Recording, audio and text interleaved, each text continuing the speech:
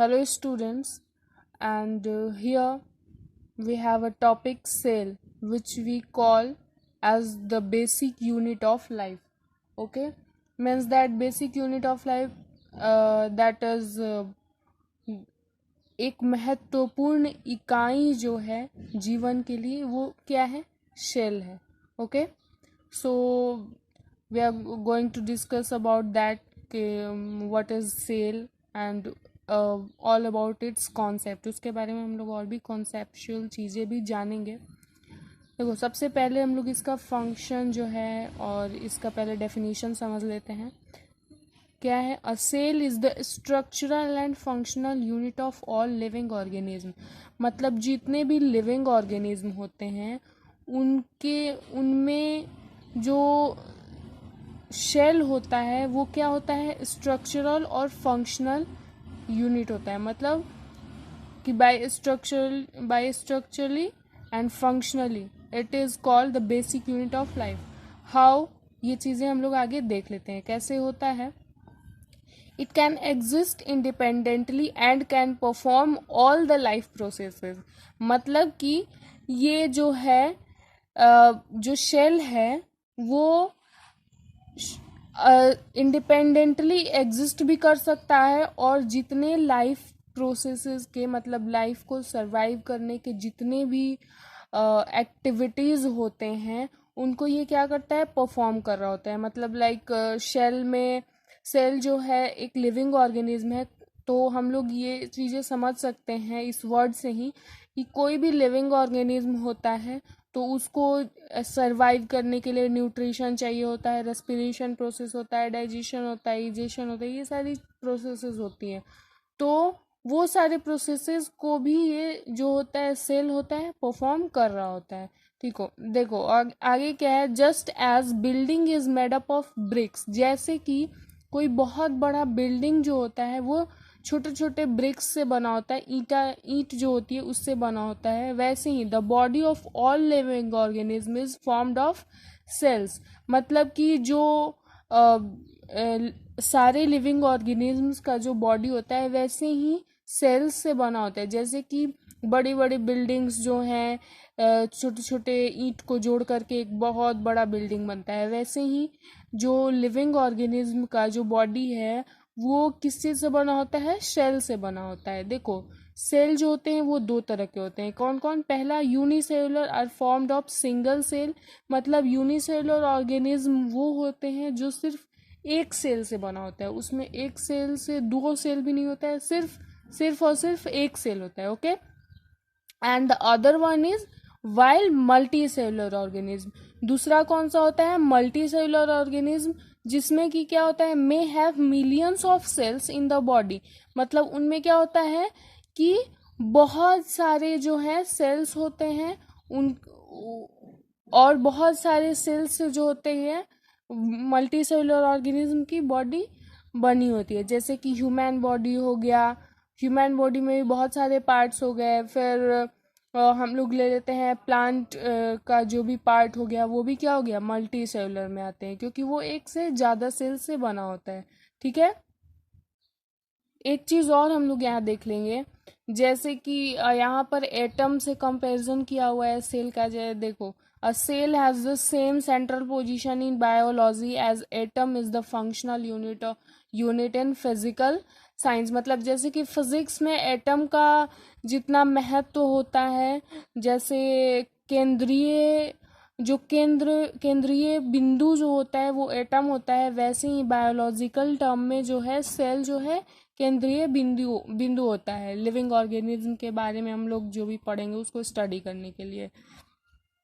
It is the smallest unit of life capable to carry out all the life activities. मतलब जो है ये सबसे छोटी इकाई होती है, ये सबसे छोटा मतलब किसी भी लिविंग ऑर्गेनिज्म का, लिविंग बॉडी का सबसे छोटा पार्ट जो होता है वो हम सेल को कह सकते हैं. और जो सेल है सबसे छोटा पार्ट होने के बावजूद भी इसमें ये कैपेसिटी होती है कि ये सारे लाइफ लॉन्ग एक्टिविटीज़ को परफॉर्म करने की कैपेसिटी रखता है और करता भी है. देखो, जिसमें एक चीज़ और है, साइटोलॉजी जो है इसके बारे में देख लेते हैं। Cytology is the branch of biology under which cell structure is studies.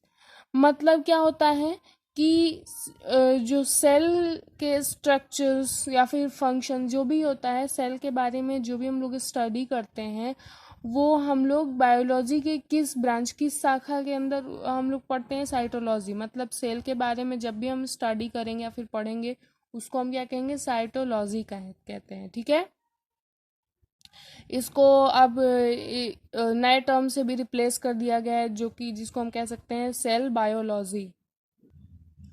You can see here, यहाँ देख सकते हो कि जो सेल है उस वो अलग अलग स्ट्रक्चर भी है। स्ट्रक्चर का होता है देखो, जैसे कि यहाँ पे ओनियन पिल मतलब प्याज के छिलके का जो हम लोग स्ट्रक्चर ऑब्जर्व किए हैं सेल के अंदर उसका देखो स्ट्रक्चर कैसा होता है। और ह्यूमन चिक सेल मतलब कि ह्यूमंस के जो चिक पोर्शन है वहाँ का सेल का स्ट्रक्चर ये डिफरेंट होता है। हम लोग मैंने इस चीज़ को इसलिए दिखाया है ताकि मैं जो नेक्स्ट टॉपिक नेक्स्ट पॉइंट जो मैं एक्सप्लेन करने वाली हूँ वो इसी बेसिस पे है। Firstly you can observe it carefully. देखो ओनियन पिल का जो स्ट्रक्चर है वो इस तरीके का है और जो ह्यूमन चिक सेल है उसका स्ट्रक्चर ये है। ठीक है, चलो आगे हम लोग डिस्कस करते हैं।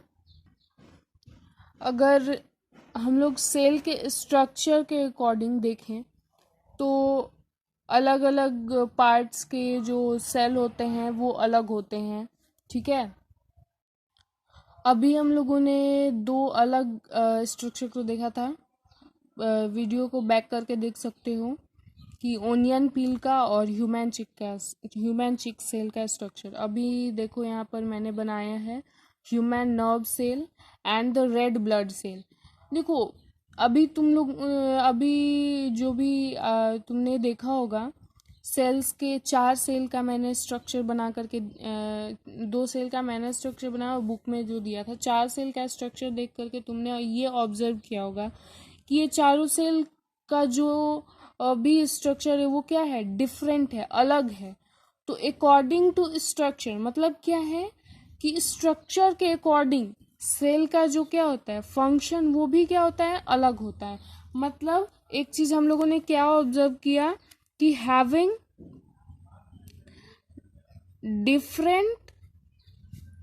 डिफरेंट स्ट्रक्चर अगर किसी भी सेल का होता है तो उसका फंक्शन भी क्या हो जाता है, डिफरेंट हो जाता है।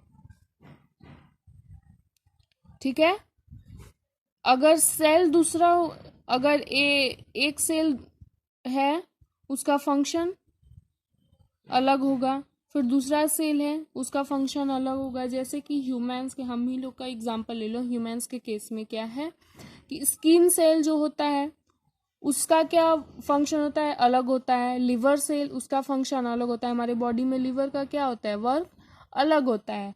किडनी का जो सेल है उसका अलग वर्क होता है। तो according to structure the cell having its own function. Okay, देखो यहाँ पे ऑब्जर्व कर सकते हो कि यहाँ पे बहुत सारे सेल्स हैं, इनका क्या है स्ट्रक्चर, शेप जो है, साइज जो है, वो सारे क्या हैं, डिफरेंट हैं, अलग हैं। तो शेप साइज और स्ट्रक्चर डिफरेंट होने के वजह से क्या होता है उसका फंक्शन भी क्या हो जाता है, अलग हो जाता है। अगर हम दो सेल को कंपेयर करके अगर हम बात करते हैं समझते हैं तो अच्छे से समझ में आएगी हम लोगों को। तो हम लोग देख लेते हैं बोन सेल और लिवर सेल को लेकर के। बोन सेल जो होता है उसका क्या फंक्शन होता है, उसका अलग फंक्शन होता है हमारे बॉडी में। और लिवर का जो है फंक्शन वो क्या होता है हमारे बॉडी में, अलग होता है। So that's why here you can understand by this term that is if cell having different structure, shape and size, they having different function also। मतलब कि किसी सेल का अगर दूसरे सेल से स्ट्रक्चर शेप साइज सारा अलग है तो उसका फंक्शन भी क्या होगा, अलग होता है। ओके, जैसे कि हमारा जो हाथ है उसका स्ट्रक्चर अलग है, हमारे पैर का स्ट्रक्चर अलग होता है। तो उस पैर का स्ट्रक्चर अलग होता है तो हमारे बॉडी में जो पैर है उसका फंक्शन अलग है, हाथ का जो है वो फंक्शन अलग होता है। हम लोग हाथ से किसी भी चीज़ को पकड़ते हैं, पैर से क्या हम लोग जितने कंफर्टेबली अपने हैंड से किसी चीज़ को पकड़ पाते हैं, तो क्या हम लोग अपने पैर से उस चीज़ को पकड़ पाएंगे? नहीं, हम लोग दबा सकते हैं। तो ये सारी चीज़ें होती हैं कि जो स्ट्रक्चर होता है, according to structure, shape and its size, every cell having different function. देखो यहाँ दिया भी हुआ है, though cell differ in shape, size in structure and function. यहाँ पर कुछ और भी चीज़ें दी हुई हैं कैरेक्टरिस्टिक, विशेषता को लेकर के, मतलब कि सेल की क्या विशेषताएं होती हैं, वो चीज़ हम लोग इस टॉपिक में देखेंगे। कि सेल का शेप, साइज और स्ट्रक्चर फंक्शन अलग होने के बावजूद भी all of them have the following features in common. मतलब कि सारे सेल में कुछ ऐसी विशेषता होती है जो कि कॉमन होती है, मतलब एक जैसी होती है। वो क्या है? Cells are building blocks of all plants and animals. मतलब कि हम सेल को कह सकते हैं कि बिल्डिंग ब्लॉक, जैसे कि अभी हम लोगों ने पहले क्या एग्जाम्पल को लेकर के हम लोगों ने पढ़ा कि जैसे कि कोई बिल्डिंग जो है एक एक ईंट से बना होता है, वैसे ही अब जो बॉडी पार्ट जो होता है वो एक एक सेल को मिला करके बनता है। मतलब कि एक मान लो एक छोटा सा ये बॉडी पार्ट है, तो ये किस चीज़ से बना होता है? बहुत सारे सेल से मिल करके बना होता है। So that's why we can call the cell as the building block of plants and animals also, both of them in both terms। ठीक है? A cell is capable of independent existence and perform all the basic functions of life। मतलब ये प्रत्येक cell की बात हो रही है, किसी इंडिविजुअल सेल के बारे में बात नहीं हो रही है। ऐसा नहीं है कि इस सेल के बारे में हम बात कर रहे हैं तो इसके लिए ये सारे फीचर्स जो हैं, इस जो विशेषताएं हैं वो अलग हो जाएंगी, ऐसा नहीं है। सारे सेल के लिए हम लोग एक साथ बात कर रहे हैं। तो देखो, a cell is capable of independent existence. मतलब कि सेल के अंदर ये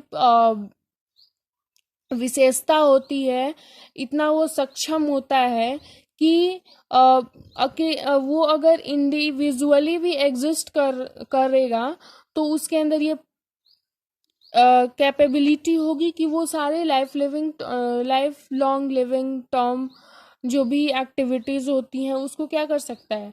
परफॉर्म कर सकता है। Every organism starts life as a single cell. मतलब कि जितने भी लिविंग ऑर्गेनिज्म होते हैं या फिर जो भी ऑर्गेनिज्म होते हैं वो अपना लाइफ फॉर्म कब से स्टार्ट करते हैं? कहाँ से? सिंगल सेल से ही। ठीक है? सो दैट्स वाई हियर कि कोई भी लिविंग ऑर्गेनिज्म, चाहे वो चिड़िया हो, प्लांट हो, ह्यूमन हो, कोई भी लिविंग ऑर्गेनिज्म होता है वो अपने लाइफ को कब स्टार्ट करता है? सिंगल सेल से ही स्टार्ट होती है उसकी life. Each cell has its own specific life span. मतलब कि प्रत्येक सेल जो मतलब एक इंडिविजुअल सेल होता है उसका एक लिमिटेड लाइफ स्पैन टाइम होता है। मतलब जैसे कि ये सुने होगे ना कि ये सेल डेड हो गया, डेड सेल्स होते हैं, तो वो क्या हो जाता है कि उसकी एक डिफाइंड लाइफ टर्म होता है। उसके बाद फिर क्या होता है कि नए सेल से वो डेड सेल रिप्लेस हो जाता है। ठीक है? Old and worn out cells are continuously replaced by new cells in the body of multi cellular organism. Multi cellular organism के केस में होता है क्योंकि जो भी डेड सेल होते हैं, जो पुराने सेल होते हैं, वो क्या हो जाते हैं? रिप्लेस हो जाते हैं नए सेल से।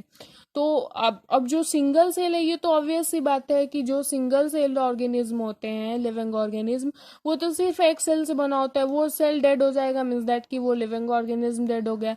और ये केस सिर्फ मल्टी सेलुलर ऑर्गेनिज्म के केस में ही होता है कि कोई सेल जो होता है वो रिप्लेस्ड आउट हो जाए। ठीक है? Many cells together form a tissue. मतलब कि बहुत सारे सेल्स कंबाइन होकर के क्या बनाते हैं? टिश्यू बनाते हैं। हम लोग यहाँ समझ सकते हैं कि देखो ये बहुत सारे सेल्स हैं, एक सेल हो गया, दो सेल, तीन सेल, जैसे।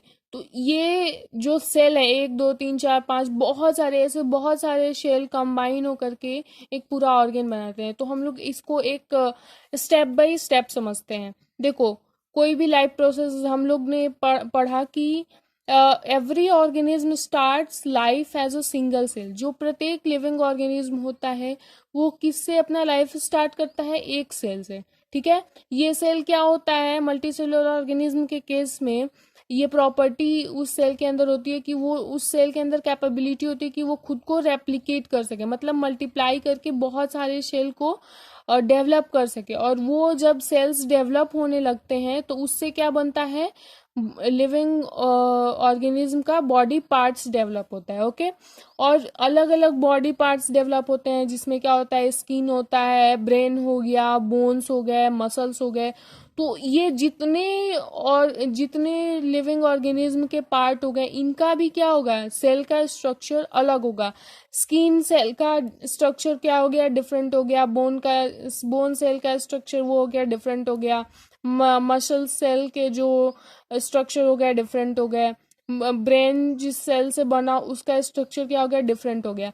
बट ये सारी अलग बातें हम लोग यहाँ पर क्या पढ़ रहे हैं कि कॉमन चीजें क्या होती हैं सारे सेल में। ठीक है, तो यहाँ पर कॉमन चीजें ये होती हैं कि बहुत सारे सेल एक साथ मिल करके क्या बनाते हैं? टिश्यू का फॉर्मेशन करते हैं। ठीक है, एक सेल से स्टार्ट हुआ, ये सारे सेल्स एक साथ मल्टीप्लाई करके ऑर्गेन्स बनाना स्टार्ट किए।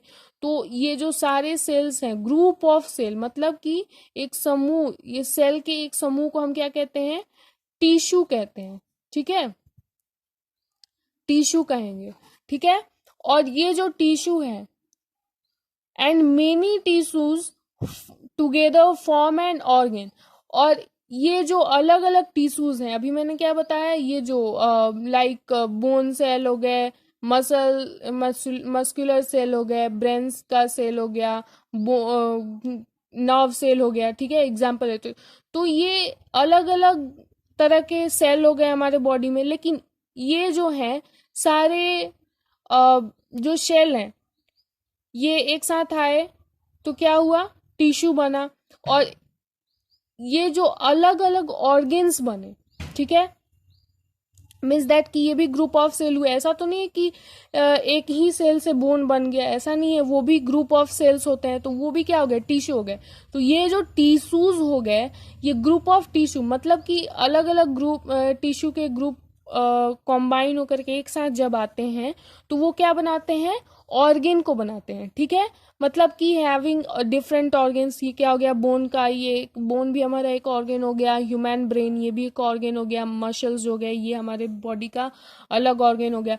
और ये जो अलग अलग ऑर्गेन्स हैं एक साथ जब आते हैं तो क्या बनाते हैं?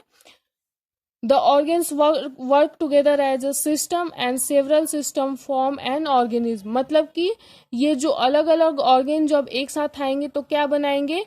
कि एक ऑर्गेनिज्म, मतलब कि एक कंप्लीट ह्यूमन बॉडी या फिर एक कंप्लीट लिविंग ऑर्गेनिज्म का स्ट्रक्चर जो होगा वो फॉर्म होता है। ठीक है, अब हम लोग आगे नेक्स्ट वीडियो में और भी सेल के बारे में और सारे इंफॉर्मेशन हम लोग कलेक्ट करेंगे। आज के लिए बस इतना ही। Thank you.